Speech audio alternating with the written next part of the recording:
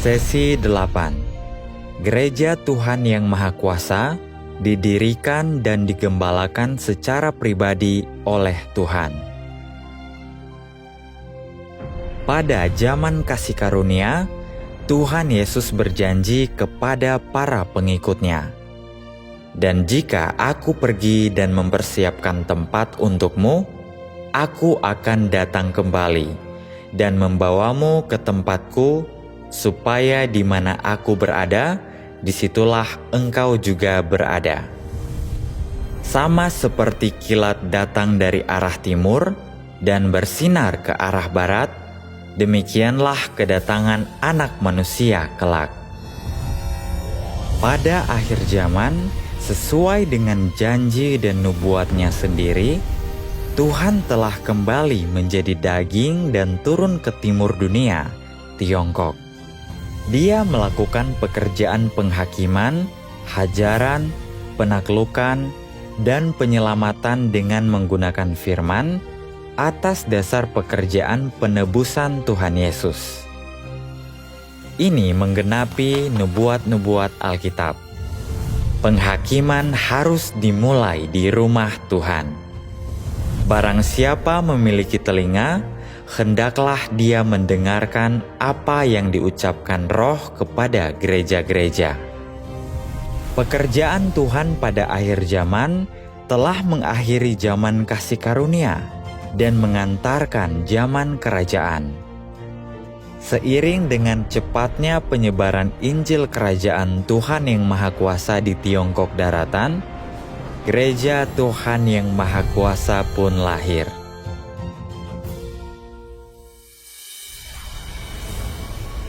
Apakah kalian ingin tahu bagaimana Gereja Tuhan Yang Maha Kuasa lahir?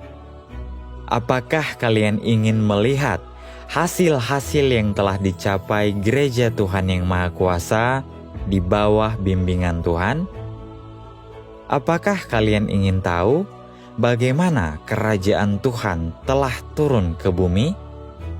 Apa perbedaan antara kehidupan bergereja di Gereja Tuhan Yang Maha Kuasa dan pertemuan di tempat-tempat keagamaan? Apa akibatnya jika percaya kepada Tuhan tetapi dihalangi oleh orang lain sehingga tidak bisa mengikuti pekerjaan baru Tuhan? Dengan memahami fakta dan pencapaian pekerjaan Tuhan ini, kami harap sebagian keraguan di hati kalian bisa teratasi, dan kalian juga menjadi lebih yakin bahwa Tuhan Yang Maha Kuasa adalah Tuhan Yesus yang telah datang kembali. Asal-usul dan perkembangan Gereja Tuhan Yang Maha Kuasa. Tuhan Yang Maha Kuasa berfirman, "Gereja yang sejati terbentuk karena penampakan Tuhan, pekerjaannya, dan pengungkapannya tentang kebenaran untuk menyelamatkan umat manusia." Gereja terbentuk ketika orang-orang mendengar suara Tuhan, berbalik kepada Tuhan, dan tunduk pada pekerjaan Tuhan. Inilah gereja yang sejati. Gereja tidak dikelola dan didirikan oleh manusia, tetapi didirikan oleh Tuhan sendiri dan dipimpin serta digembalakan oleh Tuhan sendiri. Gereja yang sejati terbentuk karena penampakan dan pekerjaan Tuhan. Gereja itu didirikan, dipimpin, dan digembalakan secara pribadi oleh Tuhan sendiri, bukan oleh rasul atau pendeta manapun. Gereja yang sejati terdiri dari orang-orang yang mencintai kebenaran dan mengikuti firman serta pekerjaan terbaru Tuhan. Gereja yang sejati memiliki pekerjaan Roh Kudus. Di sana, orang dapat mengalami pekerjaan Tuhan saat ini, bertumbuh dalam iman dan pengetahuan tentang Dia. Di setiap zaman, Tuhan melakukan pekerjaan baru. Setiap kali Tuhan mengambil langkah baru dalam pekerjaannya, orang-orang percaya dibagi menjadi dua kategori. Mereka yang menerima dan menaati pekerjaan Tuhan pada zaman itu dan mengikuti jejak langkahnya membentuk gereja Tuhan. Sebaliknya, mereka yang dengan keras kepala berpegang pada masa lalu, yang hanya berpegang pada pekerjaan Tuhan dari zaman sebelumnya dan menolak untuk mengikuti pekerjaannya yang terbaru, merosot menjadi kelompok-kelompok keagamaan semata dan disingkirkan oleh pekerjaan terbaru Roh Kudus. Pada zaman hukum Taurat, Tuhan Yahweh mengeluarkan hukum Taurat. Semua yang dengan tulus menyembah Yahweh dan tunduk pada hukumnya membentuk gereja zaman hukum Taurat. Pada waktu itu, orang-orang menghormati Tuhan dan tidak berani melanggar hukum Taurat begitu saja. Namun, menjelang akhir zaman hukum Taurat, orang-orang merasa makin sulit untuk menegakkan hukum Taurat dan bait suci menjadi sarang penyamun. Setiap orang menghadapi bahaya dihukum mati oleh hukum Taurat. Berdasarkan kebutuhan umat manusia, Tuhan memulai tahap pekerjaan yang baru dan berinkarnasi menjadi Tuhan Yesus untuk menampakkan diri dan bekerja sambil memberitakan, "Bertobatlah engkau, karena kerajaan surga sudah dekat." Dia melakukan pekerjaan penebusan dan mengungkapkan kebenaran yang harus diterapkan dan dimasuki orang-orang selama zaman kasih karunia. Banyak orang percaya dan mengikut Tuhan, yang menyebabkan kemunculan gereja Kristen pada waktu itu. Sementara itu, mereka yang dengan keras kepala berpegang pada hukum Taurat dan menolak untuk mengikuti pekerjaan Tuhan Yesus, meskipun mereka masih membaca kitab suci dan berdoa di bait suci, mereka sekadar menjalankan ritual keagamaan. Mereka telah lama kehilangan pekerjaan Roh Kudus, merosot menjadi kelompok-kelompok keagamaan semata dan tertinggal jauh dari pekerjaan Roh Kudus. Mereka yang mengikuti Tuhan Yesus mengikuti pekerjaan Roh Kudus, melangkah keluar dari hukum Taurat, dan dituntun oleh Tuhan Yesus masuk ke dalam zaman kasih karunia. Kemudian, Injil Tuhan Yesus tersebar ke semua bangsa dan negeri, mencapai seluruh penjuru bumi pada akhir zaman. Hasilnya, gereja-gereja Kristen di seluruh dunia pun bermunculan. Inilah gereja zaman kasih karunia. Pada tahun 1991,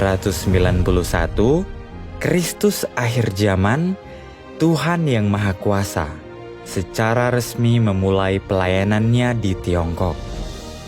Dia berturut-turut mengungkapkan jutaan firman, memulai pekerjaan penghakiman di hadapan tahta putih yang besar pada akhir zaman, dan mengantarkan zaman kerajaan. Karena penampakan dan perkataan Kristus akhir zaman, makin banyak orang dari berbagai denominasi yang haus akan kebenaran dan mencari kebenaran telah ditaklukkan serta disucikan oleh firman Tuhan yang Maha Kuasa. Dan dalam penghakiman serta hajaran Tuhan, mereka telah melihat penampakan Tuhan dan kembalinya Sang Penebus. Mereka mengakui bahwa semua firman ini adalah kebenaran, suara Tuhan, dan bahwa Tuhan yang Maha Kuasa adalah Tuhan Yesus yang telah datang kembali. Mereka dengan penuh semangat menerima Tuhan yang Maha Kuasa, dan dengan demikian, gereja Tuhan yang Maha Kuasa pun lahir. Gereja Tuhan yang Maha Kuasa adalah gereja Tuhan pada zaman kerajaan. Karena peralihan pekerjaan Roh Kudus, Berbagai denominasi kehilangan pekerjaan Roh Kudus dan menjadi tandus. Semua orang terpaksa mencari jalan yang benar, yang persis menggenapi nubuat Alkitab. Lihatlah, harinya akan tiba. Demikianlah firman Tuhan Yahweh. Aku akan mengirimkan kelaparan ke negeri ini, bukan kelaparan akan roti atau kehausan akan air, tetapi akan mendengarkan firman Yahweh. Lalu, gereja seperti apakah gereja Tuhan yang Maha Kuasa itu?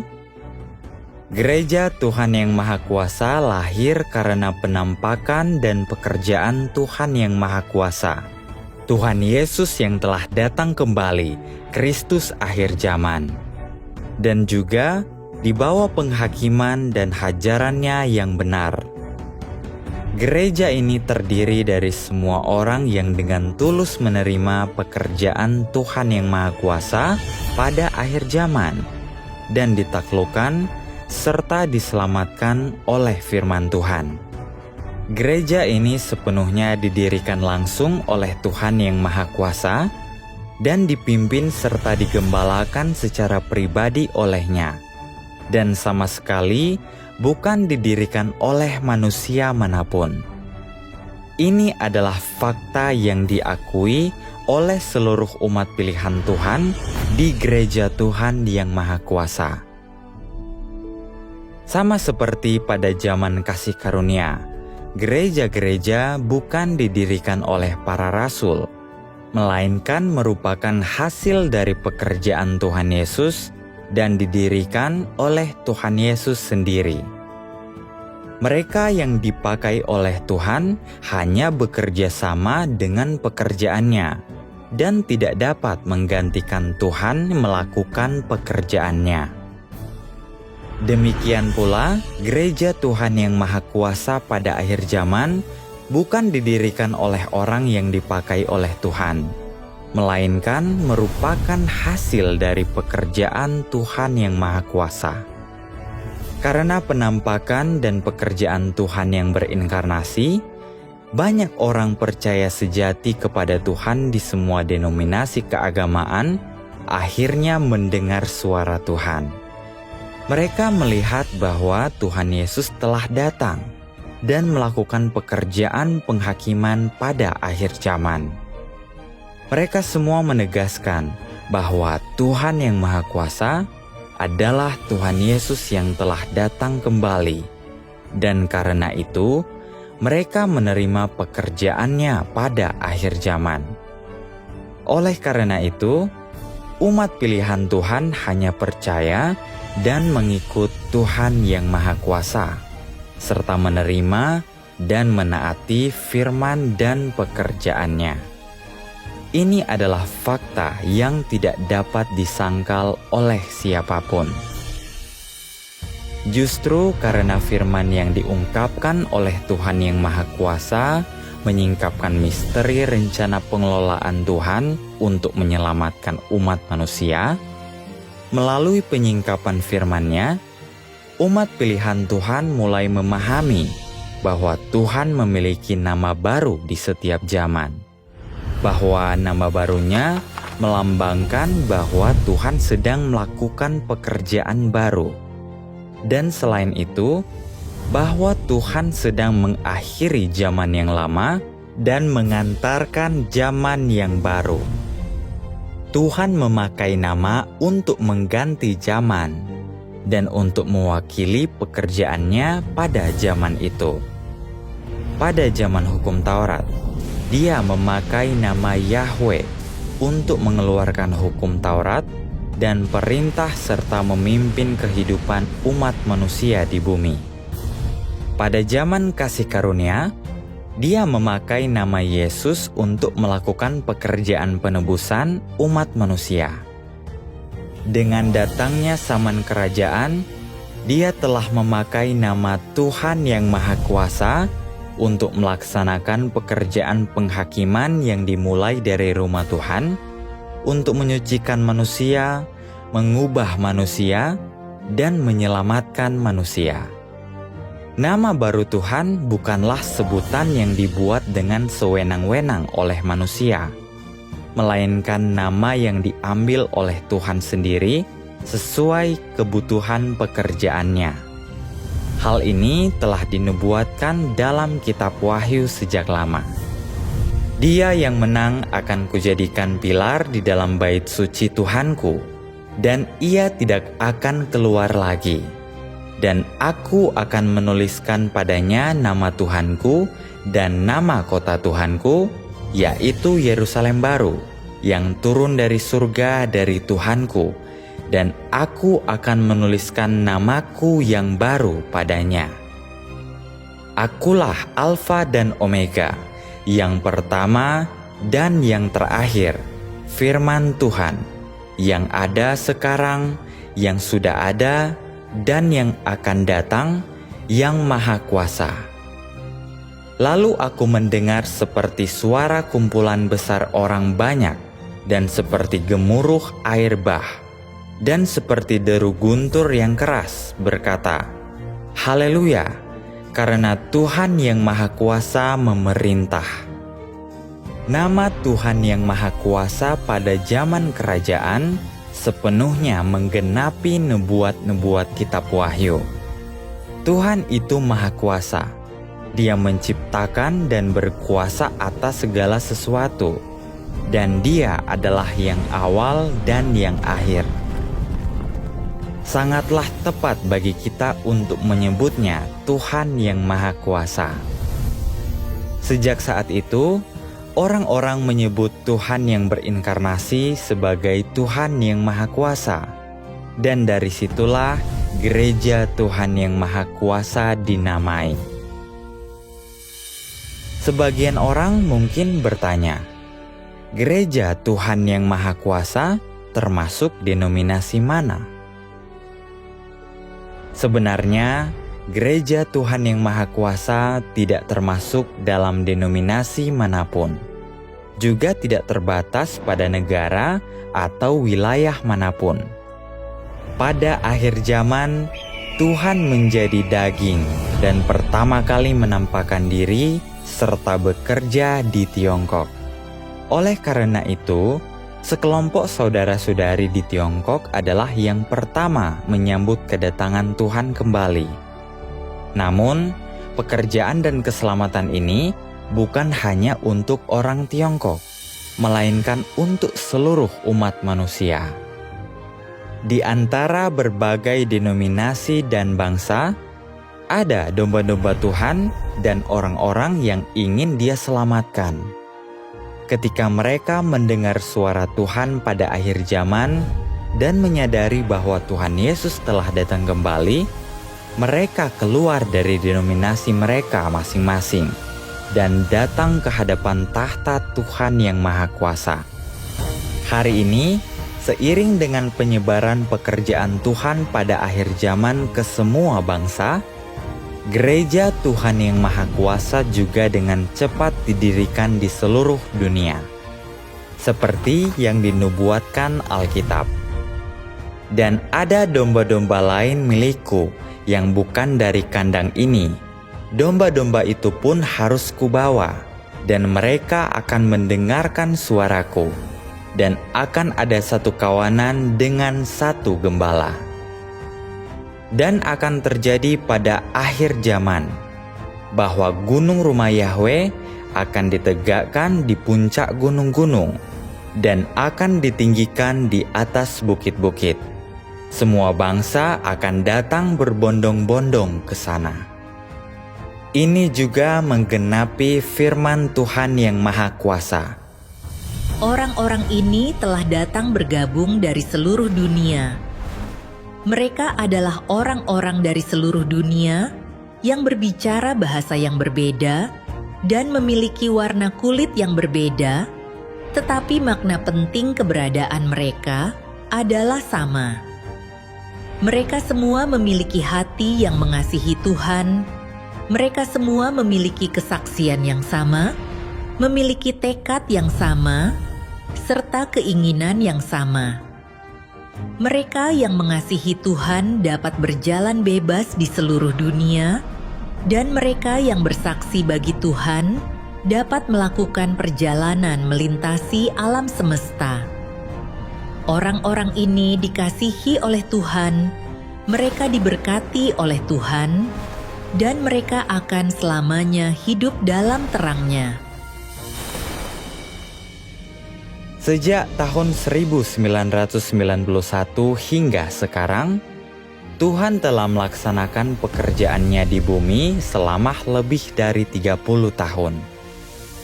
Dalam rentang waktu yang relatif singkat ini, Tuhan telah mengungkapkan lebih dari 10 juta firman kebenaran. Selain mengungkapkan kebenaran sepenuhnya, Tuhan yang Maha Kuasa juga telah melakukan hal-hal besar di bumi. Jadi, pencapaian apa saja yang telah diraih oleh Tuhan yang Maha Kuasa melalui firman-Nya? Tuhan telah membentuk sekelompok pemenang di Tiongkok. Tuhan yang Maha Kuasa berfirman, di banyak tempat, Tuhan telah bernubuat bahwa Dia akan mendapatkan sekelompok pemenang di tanah Sinim.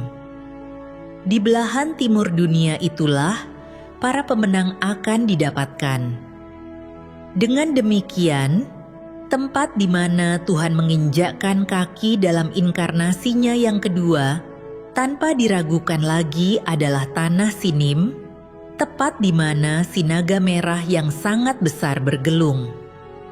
Di sana, Tuhan akan mendapatkan keturunan si naga merah yang sangat besar, sehingga dia akan dikalahkan dan dipermalukan sepenuhnya. Tuhan akan membangkitkan orang-orang ini yang sangat terbebani dengan penderitaan untuk membangunkan mereka sampai mereka benar-benar terbangun dan membuat mereka berjalan keluar dari kabut dan menolak si naga merah yang sangat besar. Mereka akan terbangun dari mimpi mereka, mengenali hakikat si naga merah yang sangat besar, menjadi mampu memberikan segenap hati mereka kepada Tuhan, bangkit dari penindasan kekuatan kegelapan, berdiri di belahan timur dunia, dan menjadi bukti kemenangan Tuhan. Hanya dengan cara inilah Tuhan akan mendapatkan kemuliaan. Dalam kitab Wahyu, berulang kali dinubuatkan bahwa Tuhan akan membentuk sekelompok pemenang pada akhir zaman yang akan keluar dari kesengsaraan besar. Oleh karena itu, pada akhir zaman, Tuhan yang Maha Kuasa telah menjadi daging di timur dunia, yaitu Tiongkok, sebuah negara yang paling menentang Tuhan. Sejak Tuhan yang Maha Kuasa memulai pekerjaannya di Tiongkok pada tahun 1991, pekerjaan Tuhan telah menghadapi kutukan dan penentangan dari dunia yang gelap dan jahat ini, serta menanggung banyak kesulitan. Umat pilihan Tuhan di Gereja Tuhan yang Maha Kuasa telah menghadapi penangkapan dan penganiayaan oleh rezim ateis Tiongkok, serta perlawanan dan kutukan dari kekuatan antikristus di dunia agamawi. Meskipun kekuatan iblis merajalela dan mereka bersatu untuk menentang pekerjaan Tuhan, semua upaya mereka sia-sia. Menurut statistik yang tidak lengkap, antara tahun 2012 dan 2024, 293 saudara-saudari ditangkap, dianiaya, dan menjadi martir oleh PKT. Hampir 480.000 orang ditangkap. Puluhan ribu orang terpaksa melarikan diri ke luar negeri. Di antara mereka yang ditangkap, tak terhitung banyaknya saudara-saudari yang menanggung siksaan, yang mengakibatkan cacat atau dampak kesehatan jangka panjang. Meskipun demikian, mereka tidak menyangkal nama Tuhan atau mengkhianati Tuhan. Setelah dibebaskan dari penjara, mereka terus melaksanakan tugas mereka, menyebarkan Injil dan memberi kesaksian bagi Tuhan di berbagai tempat. Hanya dalam waktu 1 dekade lebih sedikit, Injil Kerajaan telah menyebar ke seluruh Tiongkok daratan. Firman Tuhan yang Maha Kuasa dan namanya telah dikenal luas, dan jutaan orang telah datang di bawah nama Tuhan yang Maha Kuasa. Di dalam berbagai denominasi di seluruh Tiongkok daratan, semua yang mencari kebenaran dan dengan tulus mencari Tuhan telah kembali ke hadapan Tuhan yang Maha Kuasa. Mereka telah disadarkan dan ditaklukkan oleh kebenaran yang diungkapkan oleh Tuhan yang Maha Kuasa, dan telah mengalami penghakiman dan hajaran dari firman Tuhan yang Maha Kuasa, menyucikan sebagian watak rusak mereka, dan perlahan-lahan memiliki hati yang takut, taat, dan mengasihi Tuhan. Mereka adalah sekelompok pemenang yang dibentuk oleh Tuhan yang Maha Kuasa di Tiongkok. Sekelompok orang yang sehati sepikir dengan Tuhan, yang tanpa lelah menyebarkan Injil Kerajaan. Umat pilihan Gereja Tuhan yang Maha Kuasa adalah sekelompok pemenang yang dibentuk oleh Tuhan di Tiongkok. Mereka secara sukarela dan sepenuh hati meninggalkan segalanya untuk mendedikasikan pikiran dan tubuh mereka demi penyebaran Injil Kerajaan Tuhan. Banyak saudara-saudari telah meninggalkan pernikahan, pendidikan, keluarga, dan bahkan karir yang menjanjikan. Ada banyak sekali saudara-saudari yang dengan rela meninggalkan keluarga dan pekerjaan mereka, mengabdikan diri sepenuhnya untuk Tuhan.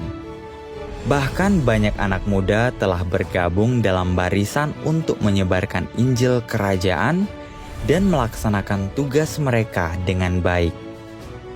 Mereka tidak punya keluhan dan tidak punya penyesalan, mendedikasikan masa muda mereka, tahun-tahun terbaik dalam hidup mereka, dan seumur hidup mereka untuk Tuhan. Mereka berusaha untuk memenuhi tanggung jawab sebagai makhluk ciptaan untuk memuaskan Sang Pencipta dan menjalani kehidupan yang bermakna.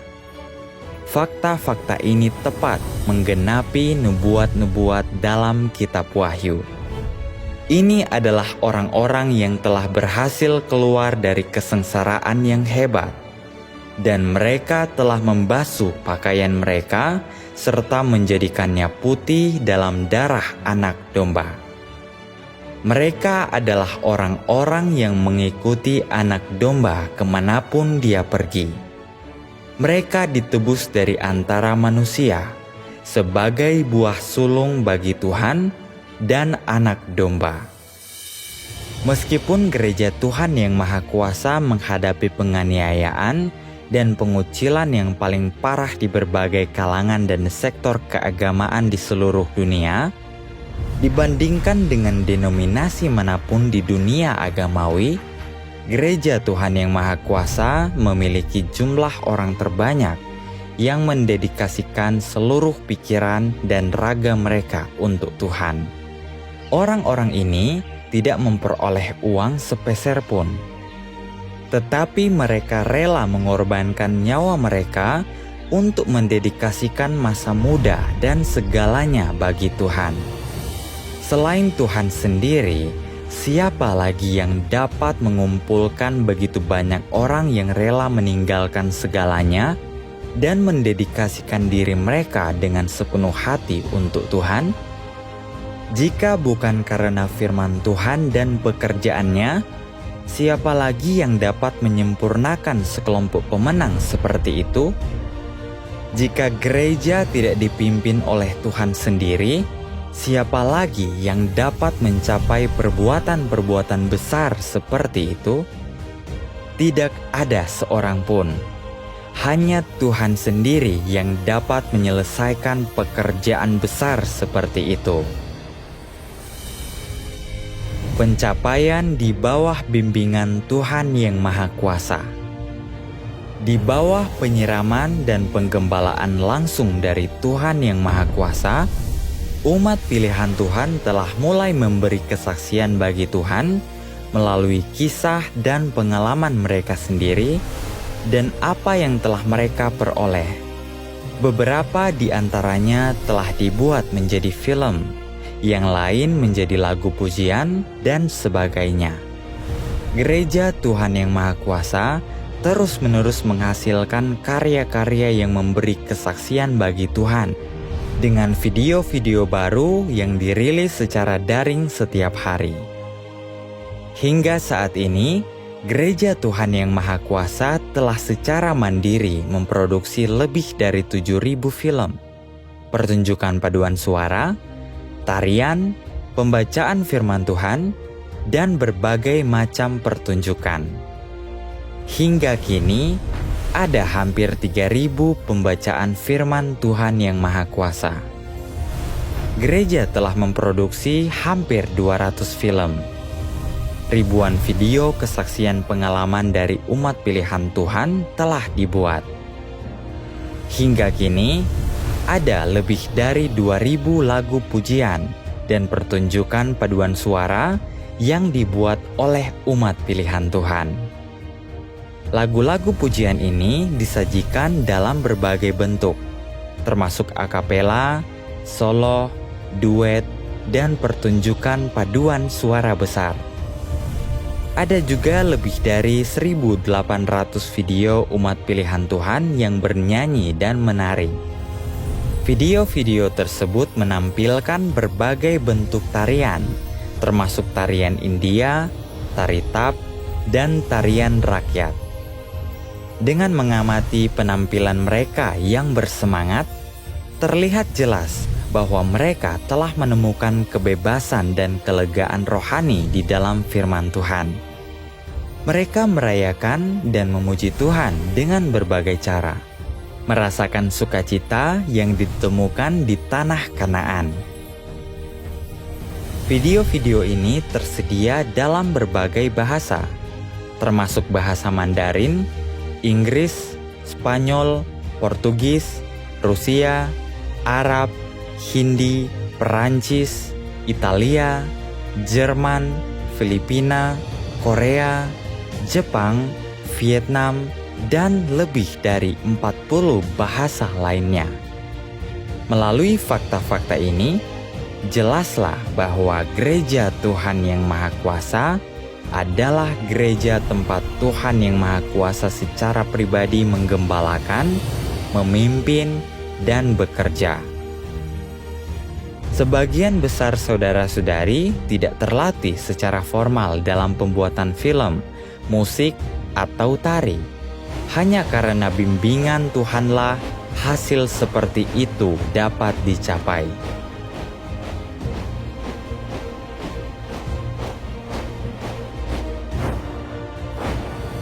Bukankah ini justru kemahakuasaan Tuhan? Dimanapun ada jejak langkah Tuhan, di sana ada pekerjaan Roh Kudus, dan itu pasti akan berkembang pesat. Gereja Tuhan yang Maha Kuasa adalah gereja Philadelphia yang dinubuatkan dalam kitab Wahyu.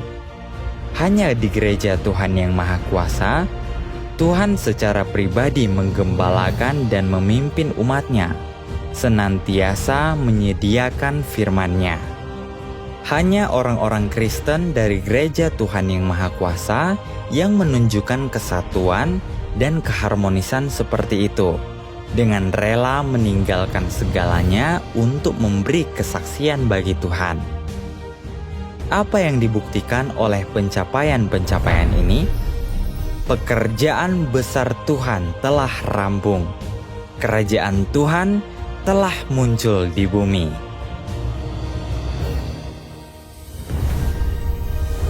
Penyebaran Injil Kerajaan. Kebenaran yang diungkapkan oleh Tuhan Yang Maha Kuasa bagaikan cahaya terang, telah menyebar dengan cepat dari timur ke barat, menimbulkan sensasi di seluruh dunia. Setelah menyadari bahwa firman Tuhan Yang Maha Kuasa adalah kebenaran dan suara Tuhan, orang-orang dari berbagai latar belakang agama yang mencintai kebenaran dengan tegas meninggalkan denominasi mereka dan dengan penuh semangat menerima Tuhan Yang Maha Kuasa kembali ke hadapan tahta Tuhan. Ini menggenapi firman Tuhan Yesus. Domba-dombaku mendengarkan suaraku, dan aku mengenal mereka, dan mereka mengikut aku. Mulai tahun 1995, umat pilihan Tuhan Yang Maha Kuasa mulai menyebarkan Injil Kerajaan pada akhir zaman. Hanya dalam waktu 10 tahun, jutaan orang di Tiongkok telah menerima pekerjaan akhir zaman Tuhan Yang Maha Kuasa. Sejak tahun 2012, hanya dalam waktu 10 tahun lebih, Gereja Tuhan Yang Maha Kuasa telah bermunculan dengan pesat di seluruh dunia. Umat pilihan Tuhan telah menyebarkan Injilnya ke lebih dari 100 negara di Asia, Eropa, Amerika, Afrika, dan Oseania. Injil Kerajaan menyebar setiap detik setiap hari, dan orang-orang dari semua bangsa menyelidiki serta menerima pekerjaan akhir zaman Tuhan Yang Maha Kuasa. Di berbagai negara, umat pilihan Gereja Tuhan Yang Maha Kuasa setiap hari mendalami firman Tuhan saat ini. Setiap kali membaca, hati mereka menjadi makin terang. Dengan dipelihara dan dibimbing oleh firman Tuhan, mereka memahami banyak kebenaran dan bertumbuh dalam iman mereka. Di berbagai negara, banyak saudara-saudari baru yang belum lama ini menerima pekerjaan akhir zaman Tuhan juga ikut berupaya membagikan Injil Kerajaan. Mereka melakukan yang terbaik untuk menyebarkan Injil Kerajaan Tuhan dan memberi kesaksian bagi nama Tuhan Yang Maha Kuasa di negara mereka sendiri dan di antara bangsa mereka sendiri. Di bawah bimbingan Roh Kudus, makin banyak orang yang percaya dengan tulus kepada Tuhan menerima Injil akhir zaman Tuhan setiap hari. Penyebaran dan perluasan Injil Kerajaan tak terbendung, bagai gelombang dahsyat. Firman Tuhan akan memimpin seluruh umat manusia, menggenapi segalanya.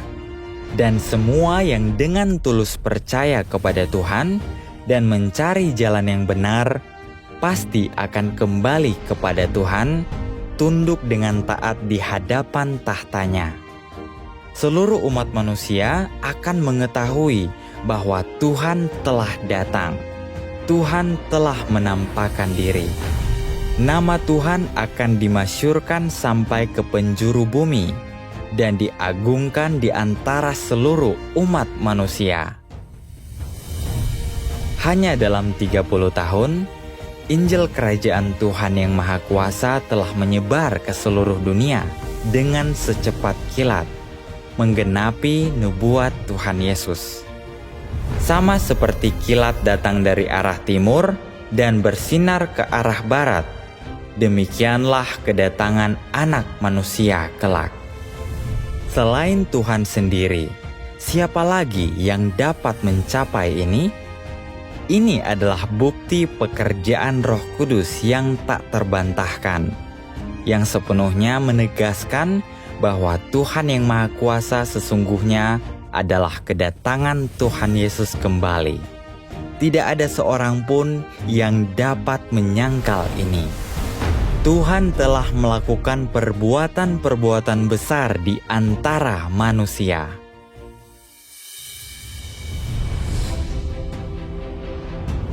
Kerajaan Kristus telah turun ke bumi, gereja Tuhan Yang Maha Kuasa adalah kerajaan Kristus. Tuhan Yang Maha Kuasa telah mengantarkan zaman kerajaan dan mengakhiri zaman kasih karunia. Dia telah membentuk sekelompok pemenang sebelum malapetaka dahsyat. Ini adalah bukti yang cukup bahwa Tuhan Yang Maha Kuasa telah mendirikan kerajaannya. Kerajaan Kristus telah muncul, dan pekerjaan besar Tuhan telah rampung. Ini secara tepat menggenapi nubuat-nubuat Alkitab. Dan pada masa raja-raja ini, Tuhan yang di surga akan mendirikan sebuah kerajaan yang tidak akan pernah dihancurkan. Dan kerajaan itu tidak akan diserahkan kepada orang lain, tetapi kerajaan itu akan menghancurkan semua kerajaan lain. Dan kerajaan itu akan berdiri untuk selama-lamanya. Kerajaan-kerajaan di dunia ini menjadi milik Tuhan kita dan Kristusnya, dan Dia akan memerintah sampai selama-lamanya. Dan pada masa raja-raja ini, mengacu pada akhir zaman, yaitu ketika dunia lama saat ini belum dihancurkan dan raja-raja dari semua bangsa masih berkuasa. Tuhan yang di surga akan mendirikan sebuah kerajaan, mengacu pada Tuhan yang menjadi daging di bumi untuk melaksanakan pekerjaan penghakiman dan penyucian. Dan melalui pekerjaan ini, Dia mendirikan kerajaannya. Setelah disucikan, diselamatkan, dan disempurnakan oleh Kristus, sekelompok orang telah mendapatkan kebenaran sebagai hidup mereka, dan iblis serta roh-roh jahat tidak dapat lagi merusak mereka. Oleh karena itu, kerajaan ini tidak akan pernah dihancurkan, dan juga tidak akan diserahkan kepada orang lain. Mereka yang disucikan dan disempurnakan adalah warga kerajaan Tuhan, dan kumpulan orang-orang ini adalah kerajaan Kristus. Oleh karena itu, gereja Tuhan Yang Maha Kuasa adalah cikal bakal kerajaan Kristus. Mari kita baca beberapa bagian firman Tuhan Yang Maha Kuasa. Tuhan Yang Maha Kuasa berfirman, "Kerajaan sedang meluas di tengah umat manusia, sedang terbentuk di tengah umat manusia, sedang tegak berdiri di tengah umat manusia. Tidak ada kekuatan yang dapat menghancurkan kerajaanku. Sekarang ini, Aku sedang berjalan di antara umatku, dan aku tinggal di tengah-tengah mereka. Sekarang ini, mereka yang benar-benar mengasihiku, orang-orang semacam itu diberkati. Diberkatilah mereka yang tunduk kepadaku, mereka pasti akan tinggal di kerajaanku. Diberkatilah mereka yang mengenalku, mereka pasti akan memegang kekuasaan dalam kerajaanku. Diberkatilah mereka yang mengejarku, mereka pasti akan lepas dari belenggu iblis dan menikmati berkat-berkatku. Diberkatilah mereka yang mampu memberontak terhadap dirinya sendiri, mereka pasti akan dimiliki olehku dan mewarisi kelimpahan kerajaanku. Mereka yang menyibukkan diri bagiku akan kuingat, mereka yang mengorbankan diri bagiku akan kuterima, dan kepada mereka yang mempersembahkan kepadaku, aku akan memberikan mereka hal-hal untuk mereka nikmati. Mereka yang menikmati firman-Ku akan kuberkati. Mereka pasti akan menjadi soko guru yang menopang bubungan di kerajaan-Ku. Mereka pasti akan menikmati kelimpahan yang tiada taranya di rumahku, dan tak seorang pun yang dapat menandingi mereka. Ketika setiap negara dan setiap umat pilihanku kembali ke hadapan takhtaku, aku akan langsung menganugerahkan seluruh kelimpahan surgawi kepada dunia manusia, sehingga berkat aku, dunia itu akan penuh dengan kelimpahan yang tak tertandingi. Sementara dunia yang lama masih ada, aku akan melontarkan murkaku kepada setiap negara dan menetapkan ketetapan administratif yang diumumkan kepada seluruh alam semesta, dan siapapun yang melanggarnya akan dihajar. Ketika aku berfirman kepada seluruh alam semesta, semua orang mendengar suaraku, yang berarti semua orang melihat semua perbuatan yang telah kulaksanakan di seluruh alam semesta. Mereka yang melawan maksud-maksudku, yang berarti mereka yang melawanku dengan menggunakan perbuatan manusia, akan tumbang di tengah hajaranku. Aku akan memperbarui sangat banyak bintang di langit. Berkat aku, matahari dan bulan akan diperbarui, langit tidak akan lagi seperti sebelumnya, dan segala sesuatu di bumi akan diperbarui. Semua ini akan terlaksana karena firman-Ku. Semua negara di seluruh dunia akan dibagi ulang dan digantikan oleh kerajaan-Ku, sehingga negara-negara di muka bumi akan lenyap selamanya, dan hanya akan ada kerajaan yang menyembah Aku. Semua negara di bumi akan dihancurkan dan tidak akan ada lagi. Mengenai manusia di dunia, semua orang yang berasal dari setan akan dimusnahkan. Semua orang yang menyembah iblis akan ditumbangkan di tengah apiku yang menyala-nyala. Itu berarti, kecuali mereka yang sekarang berada di dalam aliran ini, semua orang akan diubah menjadi abu. Ketika aku menghajar setiap orang, komunitas keagamaan, hingga taraf berbeda, akan kembali ke kerajaanku dan ditaklukkan melalui perbuatanku, karena mereka telah melihat bahwa Yang Maha Kudus yang berada di atas awan putih telah datang. Semua orang akan dipilah sesuai jenis mereka, dan akan menerima berbagai hajaran yang sepadan dengan perbuatan mereka.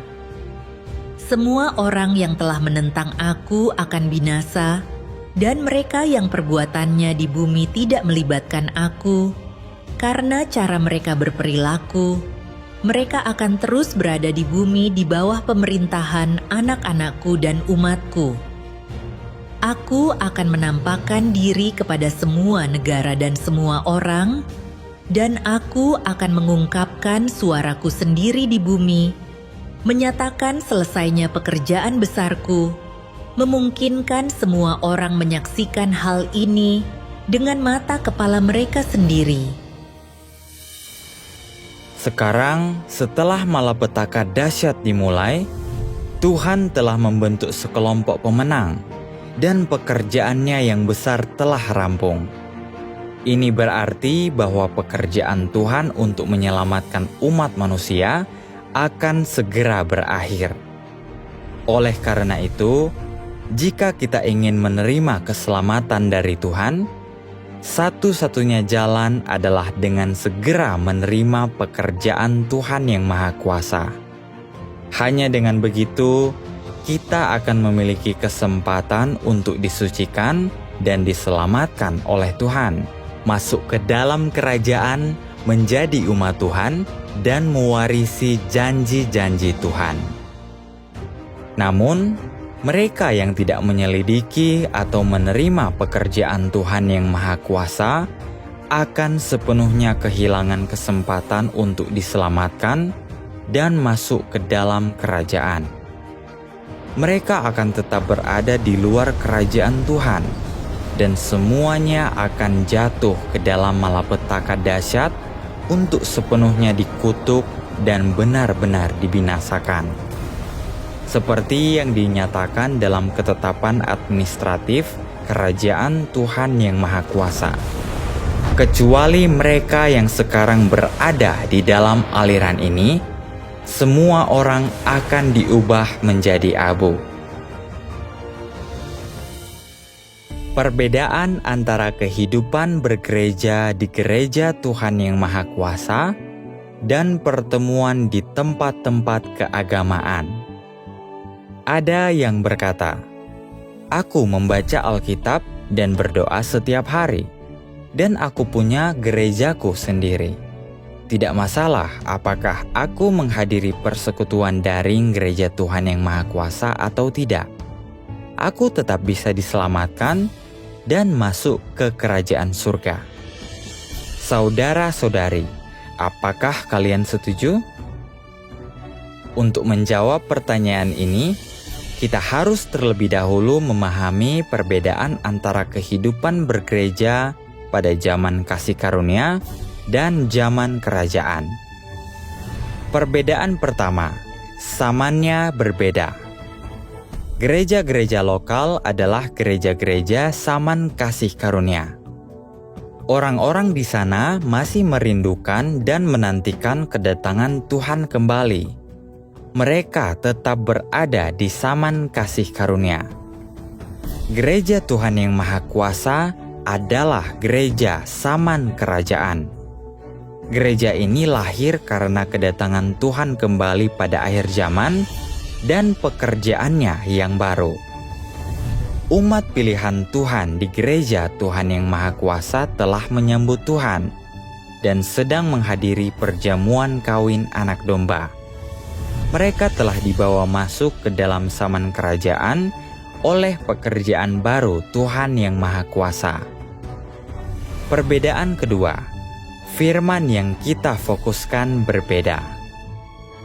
Gereja-gereja zaman kasih karunia terutama membaca Alkitab, yang merupakan firman yang diucapkan oleh Tuhan di masa lalu.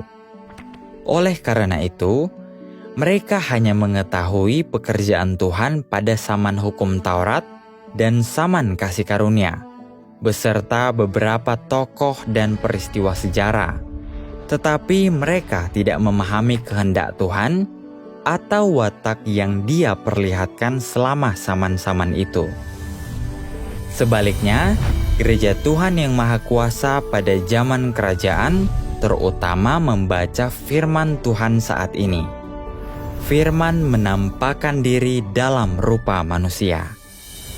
Dengan membaca firman Tuhan Yang Maha Kuasa, umat pilihan Tuhan mulai memahami tujuan rencana pengelolaan Tuhan, makna dan tujuan dari 3 tahap pekerjaannya untuk menyelamatkan umat manusia, misteri inkarnasi Tuhan, kisah di balik Alkitab, dan bagaimana iblis merusak umat manusia.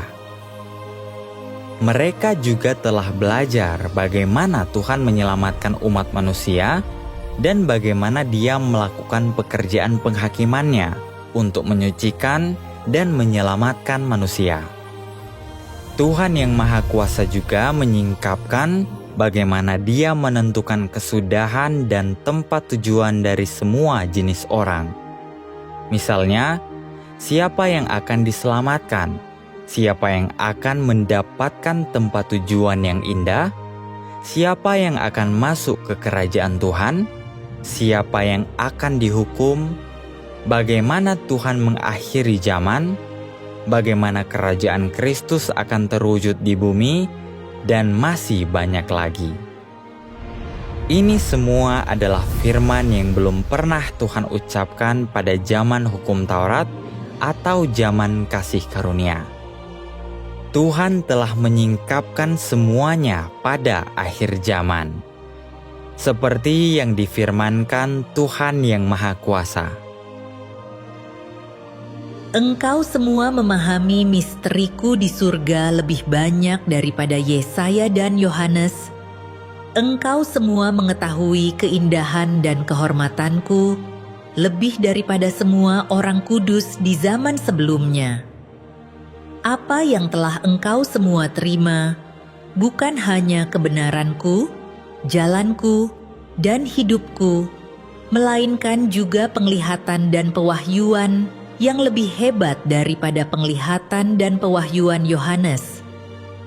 Engkau semua memahami jauh lebih banyak misteri dan juga telah melihat wajah asliku. Engkau semua telah menerima lebih banyak penghakimanku dan mengetahui lebih banyak tentang watak benarku.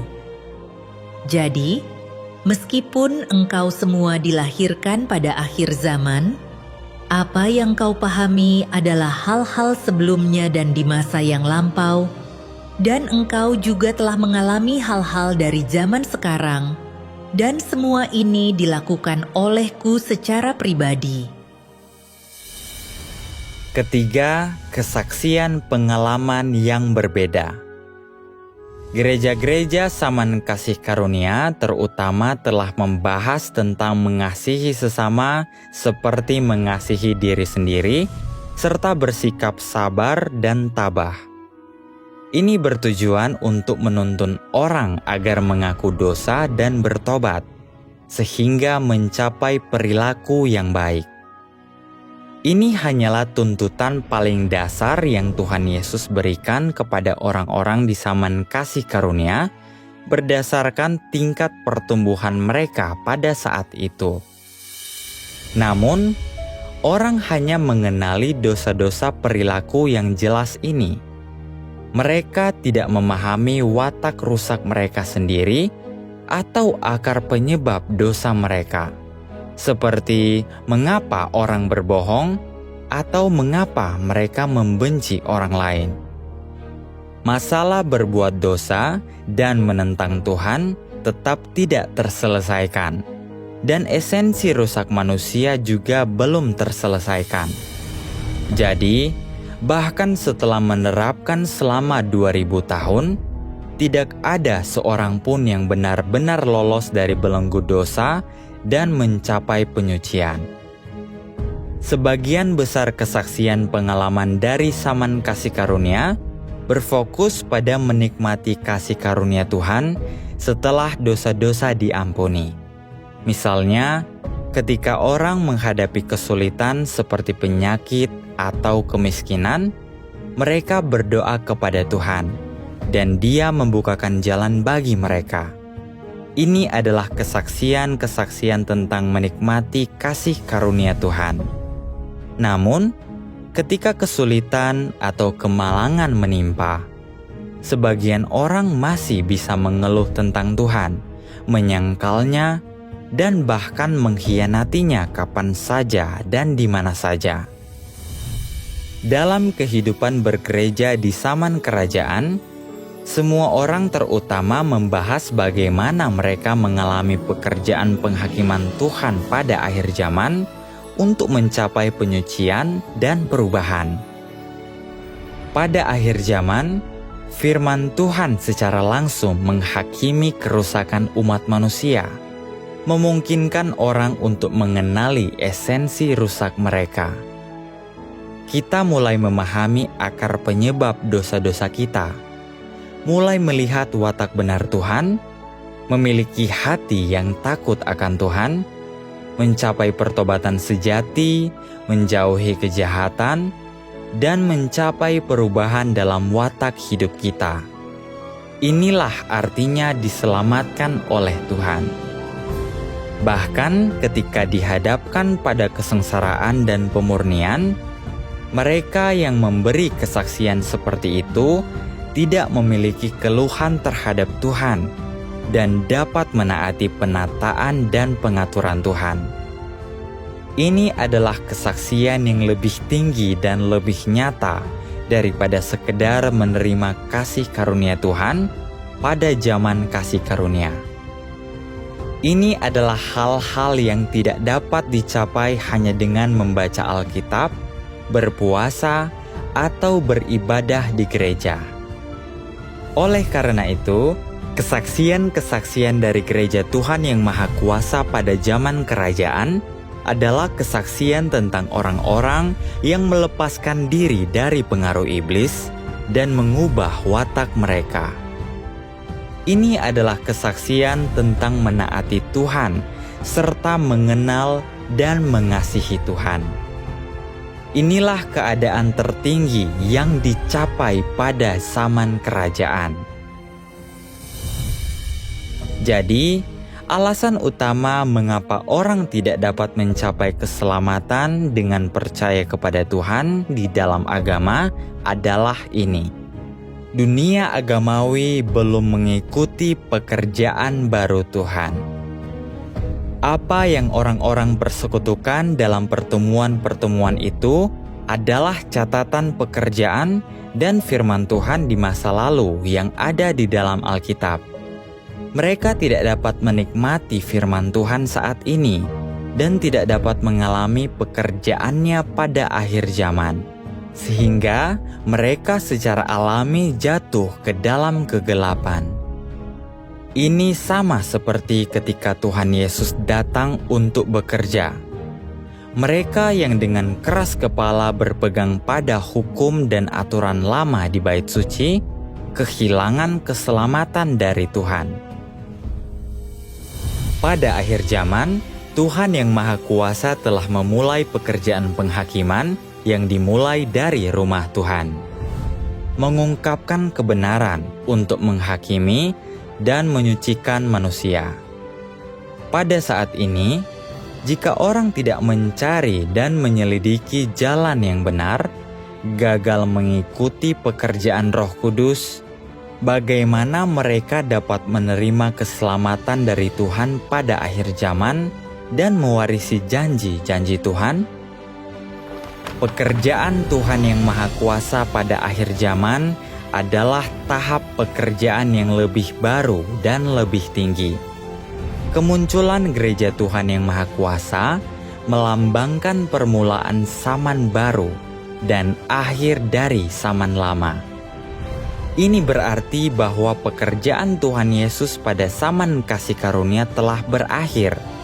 Pekerjaan Roh Kudus telah beralih dan Tuhan telah menarik semua pekerjaan roh di seluruh alam semesta, memfokuskannya pada kelompok orang yang menerima pekerjaan Tuhan yang Maha Kuasa pada akhir zaman ini. Dengan kata lain, hanya dengan menghadiri persekutuan di gereja Tuhan yang Maha Kuasa, kita dapat mendengar firman Tuhan saat ini dan menyambut Tuhan Yesus yang telah datang kembali. Karena kita percaya kepada Tuhan, kita harus mengikuti pekerjaannya yang baru. Kemanapun anak domba pergi, kita harus mengikutinya. Sekarang, Tuhan ingin membawamu masuk ke dalam zaman kerajaan untuk melepaskanmu dari kerusakan dan pengaruh iblis, dan untuk menjadikanmu seorang pemenang. Ini adalah kesempatan sekali seumur hidup. Mari kita baca satu bagian firman Tuhan yang Maha Kuasa. Tuhan yang Maha Kuasa berfirman, Kristus akhir zaman membawa hidup dan membawa jalan kebenaran yang abadi dan tidak berkesudahan. Kebenaran ini adalah jalan yang memungkinkan manusia memperoleh hidup dan satu-satunya jalan untuk manusia mengenal Tuhan dan mendapatkan perkenanannya. Apabila engkau tidak mencari jalan hidup yang disediakan Kristus akhir zaman, engkau tidak akan pernah memperoleh perkenanan Yesus dan tidak akan pernah memenuhi syarat untuk memasuki gerbang kerajaan surga, karena engkau adalah boneka dan tawanan sejarah. Mereka yang dikendalikan oleh peraturan-peraturan, oleh kata-kata, dan belenggu sejarah, tidak akan pernah bisa memperoleh hidup maupun mendapatkan jalan hidup yang kekal. Ini karena satu-satunya yang mereka miliki hanyalah air keruh yang telah dipertahankan selama ribuan tahun, dan bukan air kehidupan yang mengalir dari takhta. Mereka yang tidak dibekali dengan air kehidupan akan selamanya tetap mayat, mainan iblis, dan anak-anak neraka. Lalu, bagaimana mereka bisa melihat Tuhan? Engkau hanya mencoba berpegang pada masa lalu, tetap bergeming, dan mempertahankan segala sesuatunya apa adanya, serta tidak mencoba untuk mengubah status quo dan menyingkirkan sejarah. Jadi bukankah engkau akan selalu bersikap antagonis terhadap Tuhan? Langkah-langkah pekerjaan Tuhan sangat luas dan dahsyat, seperti ombak yang bergelora dan guruh yang menderu. Tetapi engkau hanya duduk pasif dan menunggu kehancuran, mempertahankan kebodohanmu dan tidak melakukan apapun. Dengan cara seperti ini, bagaimana engkau bisa dianggap sebagai seorang yang mengikut jejak langkah anak domba? Bagaimana engkau bisa membuktikan bahwa Tuhan yang engkau pegang teguh sebagai Tuhan yang selalu baru dan tidak pernah usang? Bagaimana kata-kata dalam buku-bukumu yang sudah menguning bisa mengantarkanmu ke zaman baru?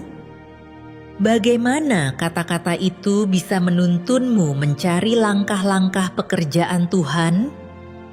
Bagaimana kata-kata itu bisa membawamu ke surga? Yang engkau pegang di tanganmu adalah kata-kata yang hanya bisa memberikan penghiburan sementara, bukan kebenaran yang bisa memberimu hidup.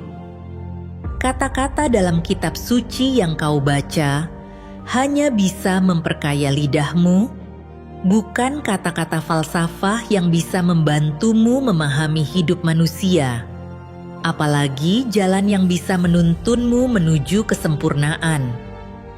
Tidakkah perbedaan ini membuatmu merenung? Tidakkah ini membantumu memahami misteri yang terkandung di dalamnya? Mampukah kau membawa dirimu ke surga untuk menemui Tuhan seorang diri? Tanpa kedatangan Tuhan, bisakah engkau membawa dirimu sendiri ke surga untuk menikmati kebahagiaan keluarga bersama Tuhan? Apakah sekarang engkau masih bermimpi? Jika demikian, aku menyarankan agar engkau berhenti bermimpi dan menyaksikan siapa yang sedang bekerja sekarang. Lihatlah siapa yang sekarang sedang melakukan pekerjaan menyelamatkan manusia pada akhir zaman. Kalau engkau tidak melakukan itu, engkau tidak akan pernah mendapatkan kebenaran dan tidak akan pernah memperoleh hidup. Siapakah yang harus kita dengarkan saat menyelidiki jalan yang benar? Pada titik ini, sebagian orang mungkin berkata, kedatangan Tuhan kembali adalah peristiwa yang sangat penting.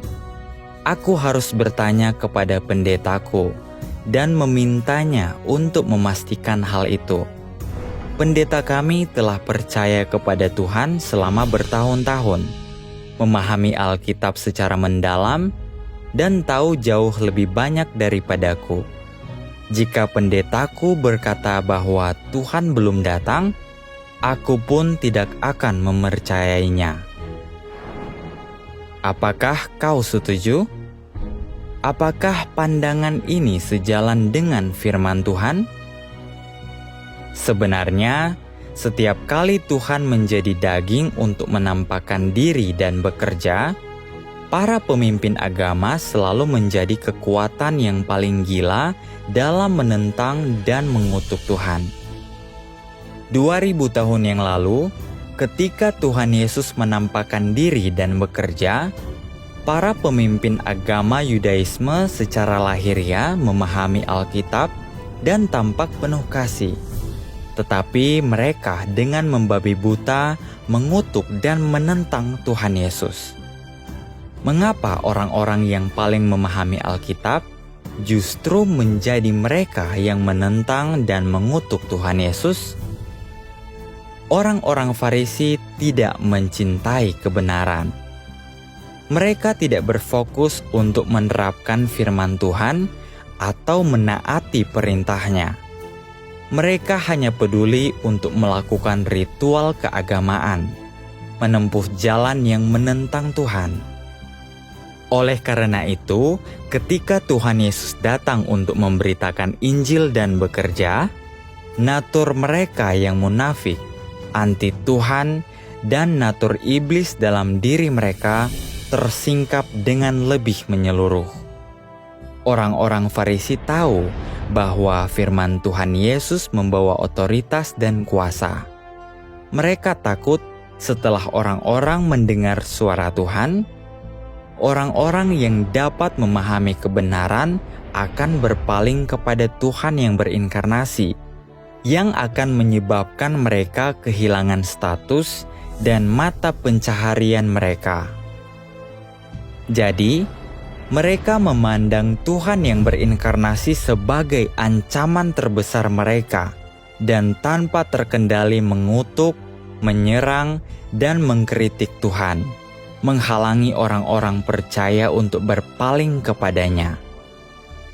Mereka bukan hanya tidak mencari dan menyelidiki esensi serta sumber dari firman dan pekerjaan Tuhan Yesus, melainkan mereka juga menyerang dan memfitnah Tuhan Yesus dengan niat jahat, mengklaim bahwa Dia mengusir setan dengan kuasa penghulu setan.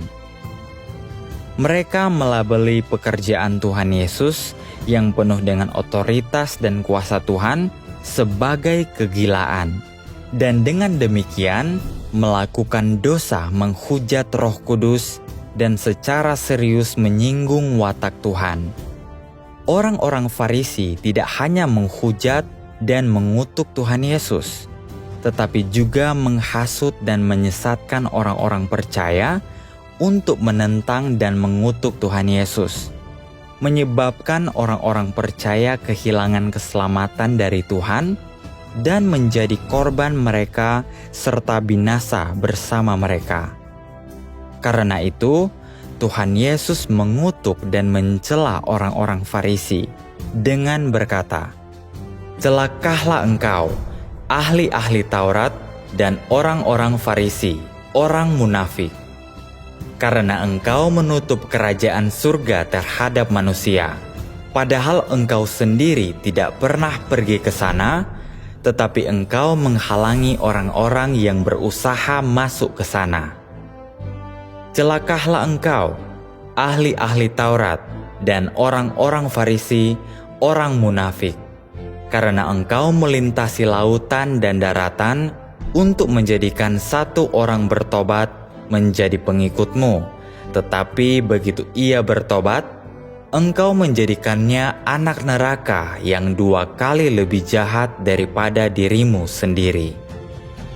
Dari sini jelas bahwa orang-orang Farisi adalah orang-orang munafik yang menentang dan melakukan penghujatan terhadap Tuhan, para antikristus yang berdiri sebagai musuh Tuhan. Mereka adalah kelompok jahat yang melahap jiwa manusia dan memikat manusia ke neraka. Oleh karena itu, Tuhan Yesus mencela orang-orang Farisi dengan 7 celaka karena perilaku jahat mereka. Ini sepenuhnya menyingkapkan kekudusan dan watak benar Tuhan yang tidak dapat disinggung. Fakta-fakta sejarah ini secara tepat membuktikan bahwa seseorang yang memahami Alkitab tidak berarti dia mengenal Tuhan. Juga tidak berarti dia adalah seseorang yang menaati kehendak Tuhan. Hari ini, para pemimpin agama telah mengulangi sejarah orang-orang Farisi yang menentang Tuhan. Mereka tidak peduli bagaimana firman Tuhan yang Maha Kuasa adalah kebenaran, seberapa besar otoritas dan kuasa yang terkandung dalam firman-Nya, bagaimana firman itu dapat menyucikan dan menyelamatkan manusia. Mereka masih dengan keras kepala mempertahankan kekeliruan mereka. Siapapun yang tidak turun di atas awan dan mengangkatku ke kerajaan surga, bukanlah Tuhan Yesus yang datang kembali. Mereka dengan membabi buta menentang dan mengutuk Tuhan yang Maha Kuasa.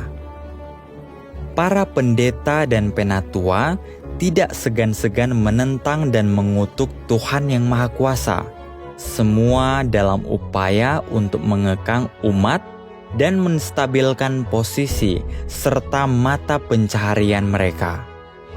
Mereka menyebarkan rumor yang tidak berdasar, memberi kesaksian palsu, dan menghujat Tuhan yang Maha Kuasa. Mereka menutup gereja dan dengan keras melarang orang-orang percaya untuk mempelajari pekerjaan Tuhan yang Maha Kuasa pada akhir zaman. Mereka hanya mempertahankan nama Tuhan Yesus, tetapi dengan membabi buta, menentang dan mengutuk Tuhan yang Maha Kuasa. Apa bedanya dengan ketika orang-orang Farisi mempertahankan nama Mesias, tetapi menentang dan mengutuk Tuhan Yesus? Bukankah esensi mereka sama dengan orang-orang Farisi?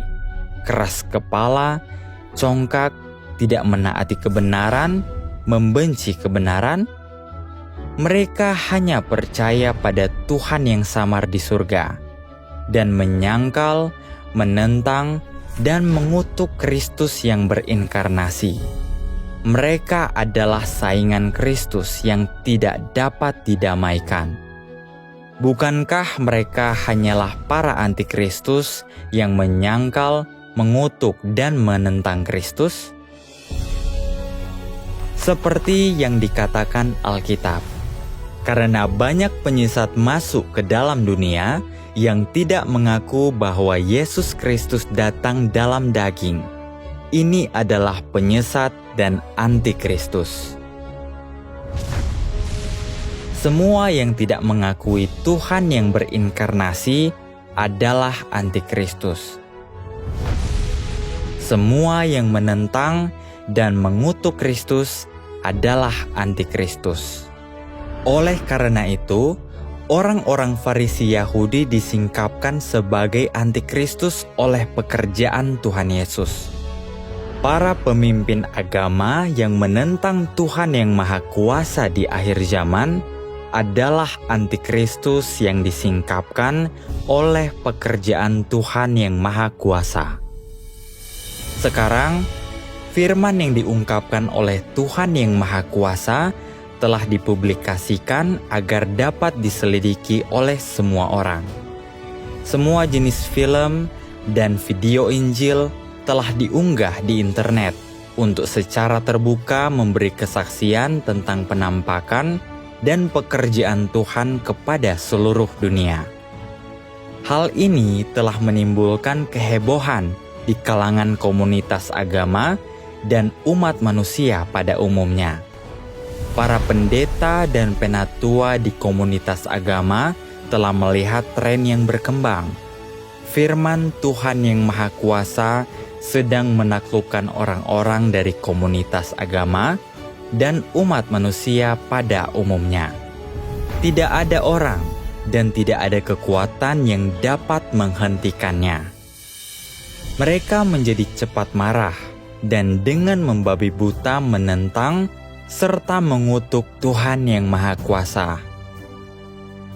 Mereka mencoba untuk melarang pekerjaan Tuhan yang Maha Kuasa pada akhir zaman dan mencapai impian terliar mereka, kendali abadi atas komunitas agama dan hegemoni abadi atas umat pilihan Tuhan.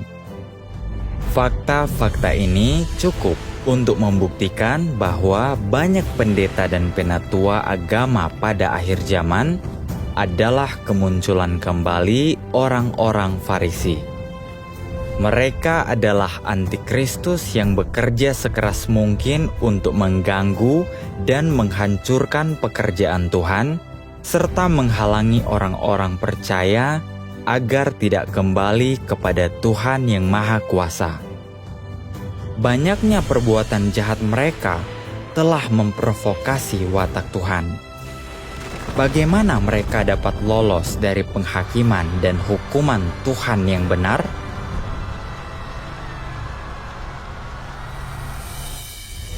Jadi, bagaimana seharusnya kita menempuh jalan ini? Kita semua ingin menjadi gadis-gadis bijaksana, tetapi di manakah letak hikmat mereka? Tidak peduli bagaimana dunia memfitnah pekerjaan Tuhan, atau bagaimana dunia agamawi mengkritiknya, setelah membaca firman Tuhan, mereka dapat memahami bahwa ini suara Tuhan. Inilah kebenaran, sesuatu yang tidak dapat diungkapkan oleh siapapun.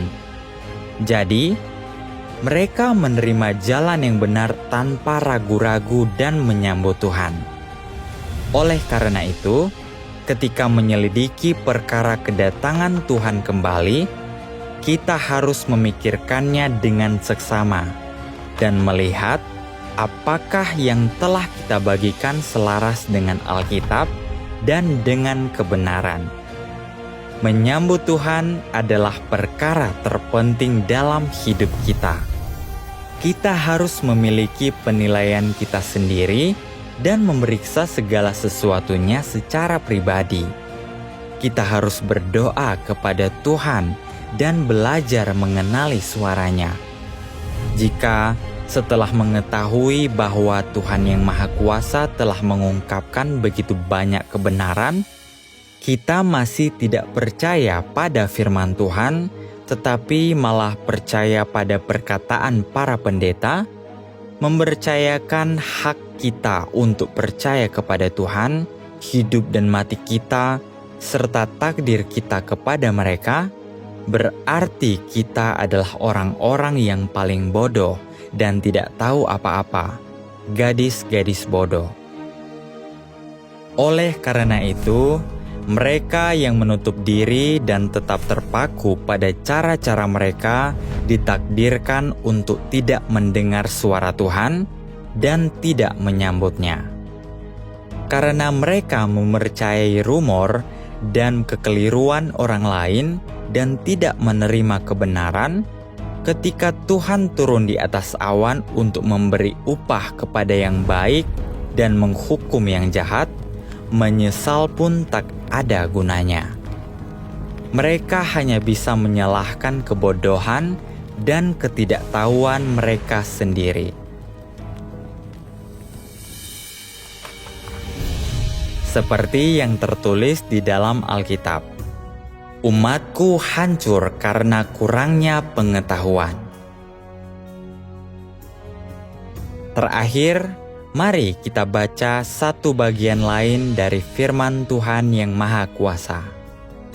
Tuhan yang Maha Kuasa berfirman, mereka yang berharap memperoleh hidup tanpa mengandalkan kebenaran yang diucapkan oleh Kristus adalah orang-orang paling konyol di bumi, dan mereka yang tidak menerima jalan hidup yang dibawa oleh Kristus adalah orang-orang yang sesat dalam fantasi.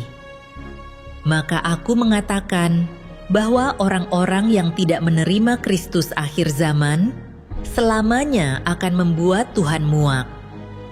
Kristus adalah pintu gerbang bagi manusia menuju kerajaan pada akhir zaman yang tidak bisa dilangkahi oleh siapapun.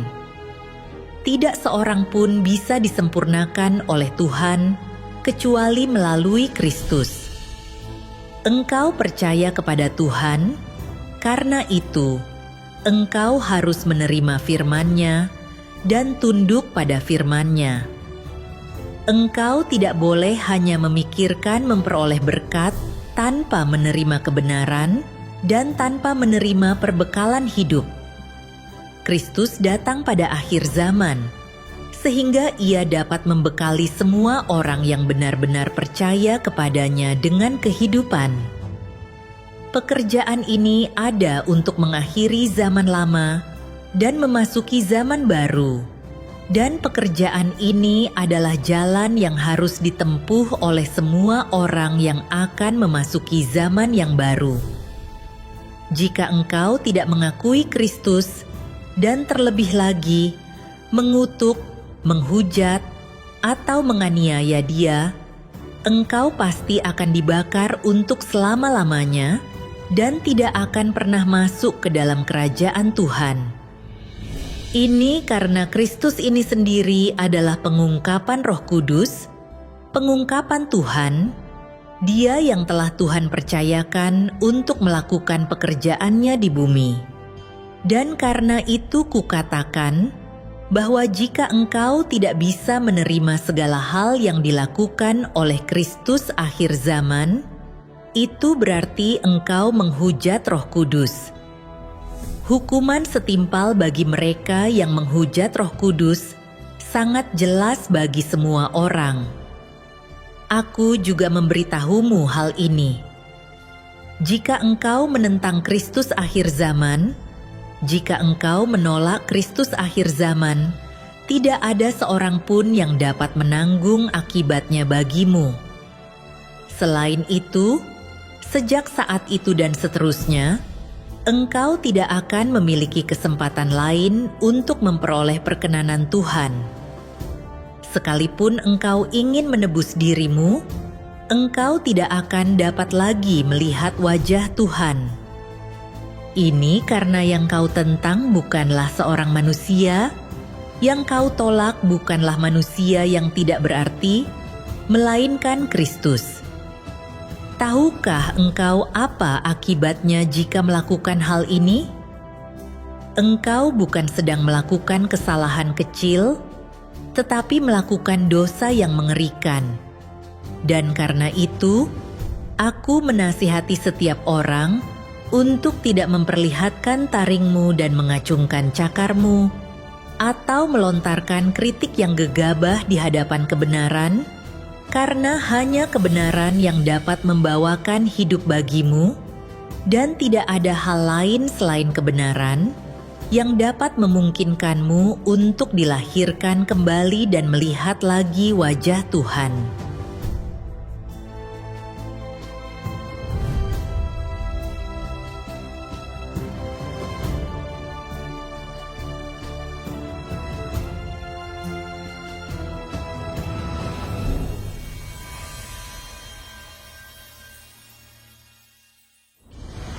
2000 tahun yang lalu, Tuhan Yesus berjanji, "Lihatlah, aku segera datang."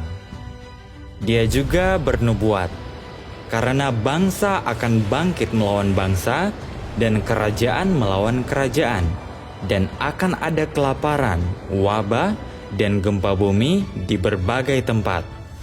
Sekarang, setelah 2000 tahun kerinduan dan penantian, tanda-tanda akhir zaman telah muncul dan dunia mendekati babak akhirnya. Di seluruh dunia, malapetaka sedang terjadi di mana-mana dan semakin dahsyat. Gempa bumi melanda tanpa peringatan, kekeringan membuat tanah retak, banjir menghanyutkan rumah dan kehidupan, dan kebakaran hutan yang dahsyat mengubah hutan dan kota menjadi abu. Sementara itu, wabah penyakit telah berlangsung selama bertahun-tahun, dan peperangan terus-menerus pecah dan meningkat. Ini adalah waktu yang sangat krusial bagi Tuhan untuk datang. Apakah engkau siap menyambut kedatangannya kembali? Apakah engkau ingin menjadi gadis-gadis yang bijaksana, yang siap sedia menyambut mempelai laki-laki?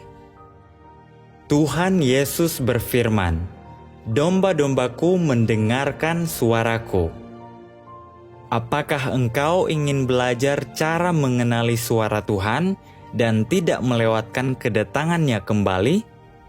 Apakah engkau ingin memiliki hikmat untuk membedakan Kristus yang benar dari yang palsu? Ketika Tuhan datang, kita semua ingin masuk ke dalam kerajaan Tuhan. Namun, apa sajakah syarat untuk masuk ke dalam kerajaan Tuhan? Alkitab menubuatkan lebih dari 200 kali tentang penghakiman yang menanti kita masing-masing. Bagaimana Tuhan akan menghakimi orang-orang percaya dan orang-orang yang tidak percaya? Apa hubungan antara penghakiman dan tujuan akhir kita? Sejak awal hingga sekarang, Tuhan telah berperang melawan iblis untuk menyelamatkan umat manusia selangkah demi selangkah dari dosa. Pernahkah ada yang memberitahumu bahwa Tuhan memiliki rencana pengelolaan 6.000 tahun untuk menyelamatkan umat manusia? Bagaimana Tuhan akan menyelesaikan rencana pengelolaannya dan membawa kita ke tempat tujuan yang indah? Ini bukan sekedar pelajaran Alkitab biasa. Di sini, kami akan mengungkapkan semua misteri yang belum pernah engkau dengar sebelumnya. Di sini, engkau akan belajar lebih banyak kebenaran daripada yang pernah diajarkan di gereja. Di sini, engkau akan menemukan perlindungan selama malapetaka besar. Di sini, engkau akan mengetahui bagaimana Tuhan akan mewujudkan kerajaannya di bumi. Hari Tuhan sudah dekat. Di saat-saat seperti ini, keraguan bisa berakibat fatal. Tidak ada yang menyangka bahwa kemarin adalah hari terakhir mereka. Sungguh menyedihkan melihat banyak orang yang memiliki rencana untuk hari esok yang tidak pernah terwujud. Tak terhitung banyaknya orang yang telah kehilangan nyawa sebelum mereka sempat mencari kebenaran. Bagi kita yang masih memiliki hari ini, masih ada kesempatan untuk mendengar suara Tuhan. Kita tidak tahu apa yang akan terjadi esok, tetapi Tuhan tahu, dan Dia memberimu jalan keluar, sebuah jalan menuju kehidupan, menuju kedamaian, dan menuju kerajaannya. Datanglah selagi masih ada waktu. Pelajaran Alkitab gratis kami diadakan online setiap hari, pada pukul 19.30 waktu Indonesia Barat, 20.30 waktu Indonesia Tengah, 21.30 waktu Indonesia Timur. Tersedia di semua platform online, termasuk Facebook Messenger, WhatsApp, Google Meet, dan lain-lain. Atau hubungi kami di 62813 2496 9600 untuk mengetahui lebih detail.